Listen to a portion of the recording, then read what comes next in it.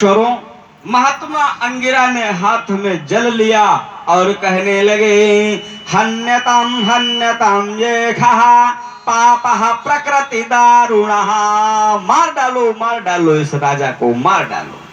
ब्राह्मणों ने हाथ में जल लिया और अभिमंत्रित करके जैसे ही प्रहार किया। देखो, भगवान का वाक्य है कि एक बार अगर शस्त्र का प्रहार किया जाए तो उससे बचा जा सकता है, लेकिन ब्राह्मण के सामने अगर तपस्वी ब्राह्मण संत इनका अपराध करोगे, इनका अगर अपराध हुआ तो भगवान कहते हैं कोई नहीं बचाने वाला है। बड़े बड़े राजाओं ने, बड़े बड़े अमलात्मा विमलात्मा बहुत सी कहानियां कथाएं पुराणों में वर्णित हैं कि संतों का, ब्राह्मणों का द्वेष करने के बाद में कभी भी समाज का हित नहीं हुआ है, कि सब अंग भंग होता है और गुरु की जो निंदा करे और नरक माही बास पावे पर निंदा के गाए ते। अपने गुरु की, ब्राह्मण की, संतों की जो निंदा करता है वो रिजर्वेशन करा लेता है नरकों में। अभी पंचम स्कंद में नरकों का भी वर्णन है। 28 नरक हैं, बड़े बड़े मोटे कड़ाह, बड़ी बड़ी भारी फैक्ट्री लगी। वहां क्या होता है, इन जीवों को सजा दी जाती है, दंड दिया जाता है, दंड दिया जाता। उन ब्राह्मणों ने कहा मार दो, और उनके कहते ही वो मर गया। माता सुनीता दौड़ करके आई। कहा गया कि कुपुत्रो जायेत क्वचिदपि कुमाता न भवति। कहने पुत्र तो कुपुत्र हो सकता है, वेन भी कुपुत्र ही था, लेकिन फिर भी माता दौड़ करके आई। हे ऋषिश्वर, हे ब्राह्मण देवता, यह तुमने क्या किया? आपकी ही कृपा से ये पुत्र मुझे प्राप्त हुआ था और आपने ही इस पुत्र के प्राण हर लिए। अभी तो कहने इसको हमारे घर में वंश वृद्धि के लिए एक भी कोई शिशु भी नहीं था, कोई बालक भी नहीं था, कोई पौत्र प्रपौत्र भी नहीं था। अब आगे तो यह हमारा वंश मनुवंश ही समाप्त हो जाएगा। जब इस प्रकार से विलाप किया, देखो पहले के महात्मा जो थे, ये सब महात्मा ही खाली नहीं थे, ये सब वैज्ञानिक भी थे। विज्ञान का की जितनी भी प्रयोगशालाएं थी तो सब ऋषियों के आश्रम में ही चलती थी। आओ महाराज, हम तो बड़ी देर से प्रतीक्षा आप ही कर रहे। कहते हैं इन ऋषियों की प्रयोगशाला भी थी। महर्षि अंगिरा ने क्या किया, उस मरे हुए वेन के शरीर को लाकर के प्रयोगशाला में रखा और उसका परीक्षण किया। आज की भाषा में उसका पोस्टमार्टम किया, पीएम किया। सबसे पहले क्या किया, उसकी दाहिनी भुजा को महर्षि अंगिरा ने फाड़ करके देखा। अरे, हमारी तपस्या के प्रभाव से हमने जो है फल दिया था महाराज अंग को। महारानी सुनीता ने वर्ष पर्यंत नियम विधि का पालन किया और फिर ये वेन का स्वभाव कैसे विपरीत हो गया। तो क्या हुआ, उसके दाहिनी भुजा का जब मंथन किया तो उसमें से एक काला काला बिल्कुल भयानक काला सा एक पक्षी निकला। कपिंजल नामक एक पक्षी उनकी भुजाओं से निकला। कहते हैं कि वक्ष स्थल के वाम भाग का जब उन्होंने जो है शोधन किया, जब उसको देखा तो उसमें से क्या हुआ, एक दूसरा एक प्रकट हुआ, काला काला एक पुरुष प्रकट हुआ। और जब अंगिरा ने पूछा तुम कौन हो, तो कहता है माम निषादो। मैं जो है प्रकट होकर के सामने कहा तो उसका रंग काला होने के कारण उन अंगिराद ऋषियों ने उसका कहा निषाद, निषेध निषेध निषेध उससे कहने लगे। अरे निषेध किया तो निषेध कहने के कारण उसका नाम निषाद हुआ। वो वही निषाद, तभी से निषाद कुल प्रकट हुआ। और वही इसी निषाद के ही वंशज के निषाद राज गुह थे, जो भगवान राम के मित्र थे। कहते हैं फिर तीसरी बार पुनः इन्होंने मंथन किया, फिर उसके शरीर का शोधन किया। तो अब की बार क्या हुआ, उनके मरे हुए वेन के शरीर से एक पुत्र प्रकट हुआ। यह पुत्र कौन है? यह साक्षात नारायण हैं। ये साक्षात नारायण हैं जो संसार में पृथु नाम से जाने गए। बोलिए पृथु भगवान की जय हो। और इन पृथु भगवान के साथ ही साथ जगत जननी माता लक्ष्मी जी प्रकट हुए, जिनका नाम था अर्ची, नाम रखा गया। अर्ची नाम वरारोहा वरेण्यम वरद प्रदा। अर्ची नामक पुत्री और पृथु नामक पुत्र उस मरे हुए वेन के शरीर से अंगिरा ऋषि ने प्रकट किया। क्या है आज भी विज्ञान इतना सामर्थ्यवान जो मरे हुए शरीर से पिंड का निर्माण कर दे? यह प्राचीन संस्कृति है, यह भारतवर्ष का अतीत है, यह भारतवर्ष का गौरव है, यह विज्ञान था भारत का।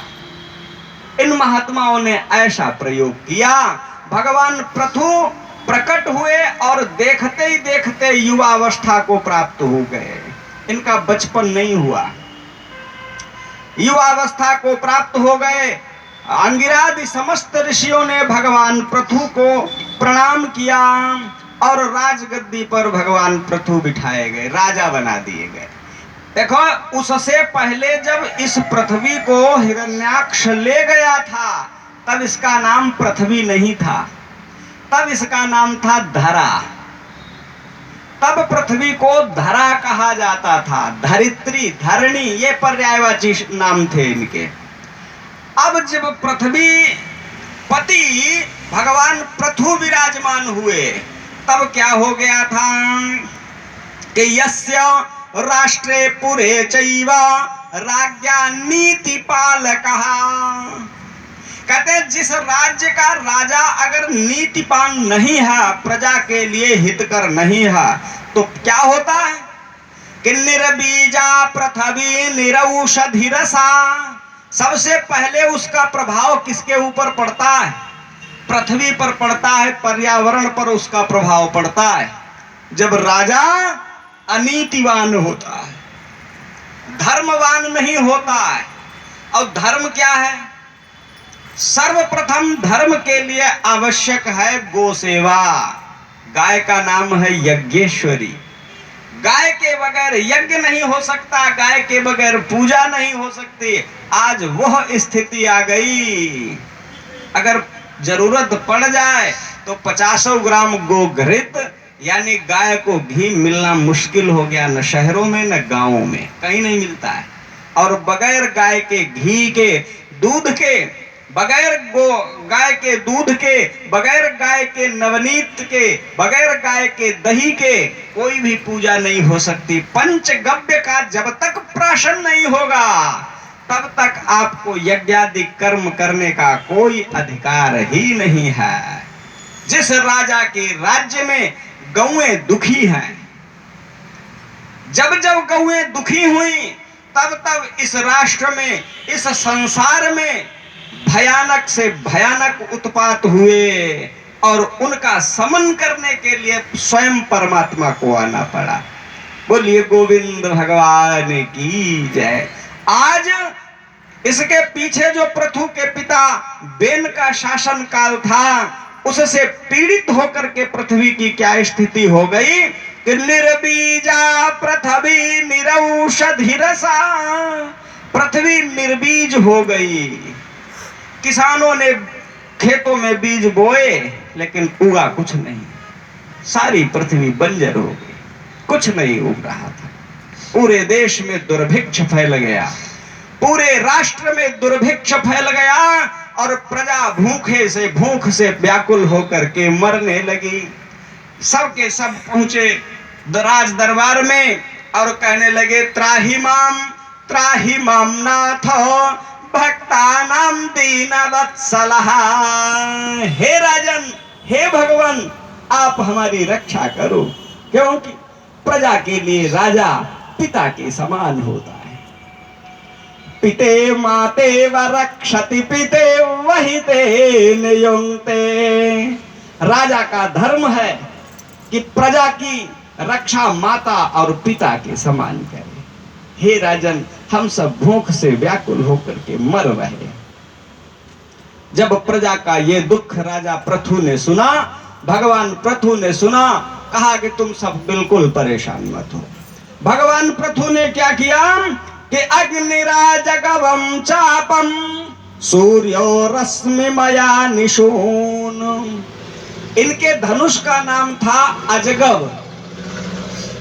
भगवान पृथु अजगव नामक धनुष धारण करते थे और अपने हाथ में अजगव को लेकर के भगवान पृथु अपने रथ में बैठ गए और धनुष पर बाण चढ़ाया और कहने लगे कि वसुधे वसुधे त्वं वधिष्यामि।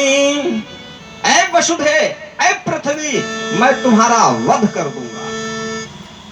ऐ पृथ्वी, मैं तुम्हारा वध कर दूंगा। तुम्हारे होते हुए तुमको माता का स्थान तुमको प्राप्त है। मैं समर्थवान साक्षात परमात्मा हूं। भगवान पृथु कहते हैं मैं साक्षात परमात्मा हूं और मैंने तुमको जीवों के कल्याण के लिए माता के पद पर स्थापित किया है और तुम अपने ही पुत्रों के मृत्यु का कारण बन रही हो, इसलिए मैं तुम्हारा वध कर दूंगा। भगवान पृथु ने अपने धनुष पर जैसे ही बाण चढ़ाया तो भगवान सूत जी कहते हैं कि गंधर्वा सरसोधुक्षण। गंधर्वादि स्वर्गादि लोकों में देवता त्राही त्राही करने लगे और पृथ्वी गाय का रूप बना करके सामने प्रकट हो गई। पाहि माम भगवान पाहि भक्तानां दीनवत्सलः। हे भगवान, मैं आपकी शरण में हूं, मैं आपकी शरण में हूं कि त्वं पुरा सुकरो रूपम। भगवान, हमारा उद्धार करने के लिए आपने पहले जो है सूकर का रूप धारण किया और सूकर का रूप धारण करके आपने हमें हिरण्याक्ष से बचा करके यहाँ स्थापित किया कि संस्था पयन निस्यन्नज ममरसातलम उज्जहारम आदि सूकरहा। आप ही तो वो हैं जो आदि सूकर बने और हमें यहाँ स्थापित किया। अगर स्वामी ही सेवक की हत्या करना चाहे, स्वामी ही अगर सेवक को मारना चाहे, अगर अभिभावक ही अपनी संतान का वध करना चाहे तो संतान भाग करके कहां जाएगी। भगवान, लेकिन आप अगर हमें मारना चाहते हो तो मार डालो, निश्चित मार डालो, लेकिन पहले मेरी बात सुनो कि हमारा तो स्वभाव है जैसा शासक होता है हम वैसा ही फल देती हैं। कहते हैं जैसा मनुष्य हमारे साथ में आचरण करता है, जैसा शासक होता है, हम वैसा ही वीर भोग्या कहन वसुंधरा। मेरा तो यह नियम है। राजा वेन के शासन के कारण मैं निर्बीज हो गई और मेरा शरीर बेडौल हो गया। तो क्या किया जाए? पृथ्वी कहने लगी मैं गाय का रूप धारण करके भगवान सामने खड़ी हूं कि वत्सकल्पय में वीरो ये ना हम वत्सला तव दुग्धारम च महाबाहो। हे महाबाहु, हे भगवान, आपकी जैसी कामना है मैं पृथ्वी रूप में आपके सामने खड़ी हूं, मैं गाय के रूप में आपके सामने खड़ी, आप दोहन कर लो। महाराज मनु ने क्या किया? महाराज पृथु ने क्या किया? अपने बाबा का स्मरण किया, महाराज मनु का स्मरण किया। महाराज मनु को का स्मरण किया कि वत्सं कृत्वा मनुं पाण वद्दुहत् सकल औषधि। महाराज पृथु ने अपने बाबा मनु को बछड़ा बनाया। गाय दुहने के लिए बछड़ा भी तो चाहिए। बाबा को बछड़ा बनाया, मनु को बछड़ा बनाया, और समस्त प्रकार की औषधियां, उन औषधियों में क्या था? वेद भगवान कहते हैं तिलाश्च में, खाश्च में, मुद्गाश्च में, खलवाश्च में। तिल, मूंग, उड़द, जौ, धान, मक्का, ये समस्त प्रकार के धान्य औषधियां महाराज मनु ने पृथ्वी से प्राप्त कर ली और कहा ले अन्न के भंडार भर दिए। अन्नपूर्णा मैया के रूप में पृथ्वी प्रकट हो गई। देवताओं ने क्या किया? देवगुरु बृहस्पति को जो है बछड़ा बनाया और समस्त प्रकार की रिद्धियों सिद्धियों को प्राप्त कर लिया। असुरों ने महाराज शुक्राचार्य जी को बछड़ा बनाया और सुरा आशव आदि प्राप्त कर लिए। कहते हैं इस प्रकार से जही की जही रही कामना जैसी, प्रभु मूरत देखिन दिन तैसी। जो जिसने चाहा भगवती पृथ्वी मैया से प्राप्त कर लिया। भगवान मनु कहते, भगवान सूत जी कहते हैं कि देखो इस प्रकार से जब है अब पूरी धरा पर, पूरी पृथ्वी पर, पूरे संसार में सभी प्रकार से सौख्य व्याप्त है। महाराज पृथु के शासन काल में पृथ्वी का नाम अब इन्हीं भगवान पृथु के नाम से, पूरा पूर्व काल में इसका नाम धरा था और अब ये पृथ्वी कहलाई। और पृथ्वी कहलाई भगवान महात्मा राजा पृथु की पुत्री रूप में इनको स्वीकार किया गया, तभी से इनका नाम पृथ्वी पड़ा। उसके पहले इनका नाम पृथ्वी नहीं था। तो जब सब लोगों ने अपनी अपनी अभीष्ट वस्तुओं को प्राप्त कर लिया, कहते हैं तब वो धनुष पर जो बाण चढ़ा हुआ था, कहा कि इस बाण को कहां छोड़ें? तो पृथ्वी कहती है कि इन राजाओं के उत्पात के कारण हमारा शरीर बेडौल हो गया है। यानी भूमि सुधार कार्यक्रम नहीं जो सरकार द्वारा चलाए जाते हैं। पृथ्वी कहती है हमारा शरीर समतल नहीं है, इससे हमारा समतलीकरण कर दो। तो भगवान के उस बाण से पृथ्वी का समतलीकरण किया गया। जैसे ये चंबल आदि नदियों के किनारे आज भी ऊंची ऊंची कंदराएं हैं, गुफाएं हैं, बहुत बड़ी बड़ी घाटियां हैं। ये पहले सारी पृथ्वी उसी तरह से हो गई थी। भगवान पृथु ने इसका समतलीकरण करके मैदानी भाग बनाया। बोलिए गोविंद भगवान की जय। अब इन पृथु भगवान का शासन काल जब तक इस धरा पर चला, सूत जी कहते हैं कि देखो इनके यहाँ क्या था कि किसी प्रकार का भी दुख, दैहिक दैविक भौतिक तापा, राम राज नहीं का हुई व्यापा, कोई भी दुखी नहीं था। इन पृथु और अर्च के द्वारा एक पुत्र का जन्म हुआ जिसका नाम है विजिताश्व। विजिताश्व नामक पुत्र का जन्म हुआ। भगवान पृथु ने 100 अश्वमेध यज्ञ किए। इस पृथ्वी पर पवित्र गंगा और यमुना के तट पर, यानी दोआब पर, गंगा और यमुना के दोआब पर, यानी गंगा और यमुना के बीच के भूभाग पर महाराज पृथु ने 100 अश्वमेध यज्ञ किए। 99 अश्वमेध यज्ञ जब इनके पूरे हो गए, 100वां यज्ञ चल रहा था, देवराज इंद्र डर गए कि यह पृथु महाराज हमारा सिंहासन लेना चाहते हैं। इन्होंने क्या किया? भगवान पृथु के यज्ञ का घोड़ा इंद्र ने चुरा लिया। और इंद्र ने जब घोड़ा चुरा करके इंद्र जा रहे थे तो पृथु के पुत्र विजिताश्व ने इंद्र को पकड़ लिया और पकड़ करके महाराज के सामने ले गए। महाराज ले चोर पकड़ लाए।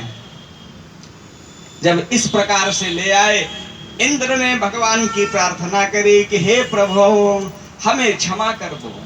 भगवान कहने लगे इंद्र तुम क्या समझते हो? मैं इस समस्त ब्रह्मांड का अधिपति हूं। मेरी ही भ्रकुटी मात्र से इस संसार का पालन पोषण होता है। तुम्हारे इंद्र पद को मैं लेने के लिए यज्ञ नहीं कर रहा हूं। अरे जब मैं खुद इस संसार का मालिक हूं और तुम्हारे इस अज्ञान के कारण तुमने तुम्हारे ऊपर जो तुमने अपराध किया है इसका तो तुमको दंड मिलना चाहिए। इंद्र ने भगवान की बहुत प्रार्थना करी और इंद्र की एक पुत्री है जिसका नाम है जयंती। जयंती नामक पुत्री का विवाह भगवान पृथु के साथ में दूसरा विवाह इंद्र ने कर दिया। और विवाह करके कहते हैं कि देखो विवाह करके देवराज इंद्र चले गए और इधर भगवान का ने अपने पुत्र विजिताश्व को राजा बनाया और स्वयं एक दिन इन्होंने क्या किया, समस्त प्रजा को बुलाया और समस्त प्रजा को बुला करके कहने लगे कि ऐ प्रजाजनों के अहम धन दंड धरो राजा प्रजा नामिह योजितः रक्षिता वृत्ति श्वेतो श्वेतस्ते स्थापिता पृथक। ऐ प्रजाजनों, जब तक मैं इस राजगद्दी पर बैठा रहा तब तक मेरा धर्म रहा। मैंने तुम्हारा सबका भरण पोषण पालन पोषण तुम्हारे सुख के निमित्त योजनाएं बनाई, तुम्हारे शिक्षा चिकित्सा सबका ध्यान रखा। अब मेरा पुत्र राजगद्दी पर बैठा हुआ है, इसलिए तुम ऐसा करो इनका भी सहयोग करना और साथ ही साथ एक बात हमेशा ध्यान रखना। भगवान कहते हैं कि देखो संसार में सबसे बड़ा अनंतो ब्राह्मण मुखे हुतम यथा स्नाति तथा ग्नौ हुतानः। महाराज पृथु का वाक्य है। भगवान पृथु कहते हैं मैंने 100 अश्वमेध यज्ञ किए और उन अश्वमेध यज्ञों में मैंने देखा कि जिस प्रकार से यज्ञ में भगवान स्वाहा स्वाहा करके ग्रहण करते हैं उसी प्रकार से इन वैदिक ब्राह्मणों के मुख में अन्नादि देने से भी वही फल प्राप्त होता है। इसलिए ब्राह्मणों की सेवा करो, अपनी प्रजा को बता रहे और इनकी सेवा करो। और क्योंकि अगर ब्राह्मण सुखी है तो धर्म का पुरुषार्थ चतुष्टय जीवित है। अगर ब्राह्मण अपने पथ से भ्रष्ट हुआ, अपने धर्म से च्युत हो गया, गिर गया, तो राज्य और धर्म का एक भी नहीं बचने पावेगा। इसलिए इनकी सेवा कराओ। भगवान पृथु ने कहते हैं कि किम तस्य दुर्लभ तरमिह लोके परत्र च यस्य विप्रा प्रसीदन्ते शिवो विष्णुश्च सानुगः। कहते हैं कि जिस गृहस्थ ने सेवा करके वैदिक ब्राह्मणों को प्रसन्न कर लिया, संतों को प्रसन्न कर लिया, किम तस्य दुर्लभ मिह, उसके लिए कुछ भी दुर्लभ नहीं है। कहाँ लोके, इस संसार में, और परत्र परलोके वहां भी कुछ दुर्लभ नहीं है। क्योंकि यस्य विप्रा प्रसीदन्ति, जब ब्राह्मण प्रसन्न होता है तो शिवो विष्णुश्च सानुगः, तो उसके प्रसन्न होते ही भगवान विष्णु और शिव यह भी प्रसन्न हो जाते हैं। अब भगवान के प्रसन्न होते ही अब फिर वह स्थिति आ जाती है कि देखो भगवान स्वयं कहने लगते हैं कि अब जो कुछ तुमको चाहिए वो हमसे प्राप्त, मांगने की जरूरत नहीं है, सब भंडार खुले, जो कुछ चाहो सो सब ले जाओ। लेकिन अगर हे प्रजाजनों तुमने ब्राह्मण का अपराध किया, ब्राह्मण का अपराध किया, तो फिर तुम्हारी रक्षा करने वाला भी कोई नहीं।